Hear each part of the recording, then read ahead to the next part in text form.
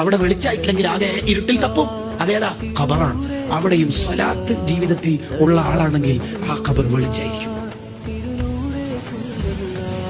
കാരണം ഏത് ചോദ്യത്തിന് ഉത്തരം കിട്ടിയാലും കിട്ടിയിട്ടില്ലെങ്കിലും മാ തഖൂലു ഫി ഹാദർ റജുൽ, ഇവരെ കുറിച്ച് നിന്റെ അഭിപ്രായം എന്ത് എന്ന ചോദ്യമാണ് മാനദണ്ഡം. ഇതിന് ഉത്തരം കിട്ടിയാൽ അയാൾ വിജയിക്കും. അന്നേരം ഇതാരാന്നോ ഇതല്ലേ എന്റെ നേതാവായ മുത്തുനബി സ്വല്ലല്ലാഹു അലൈഹി വസല്ലം എന്ന് പറയാൻ നമുക്ക് പരിചയം വേണം. പിന്നെ ഉള്ള സഞ്ചാര വഴിയിൽ ഇരുട്ടുണ്ടാവാൻ സാധ്യതയുള്ളതും ഇരുട്ടായാൽ നേരെ നരകത്തിൽ വീഴുന്നതുമായ ഒരു സഞ്ചാര വഴിയാണ് സിറാത്ത് പാലം.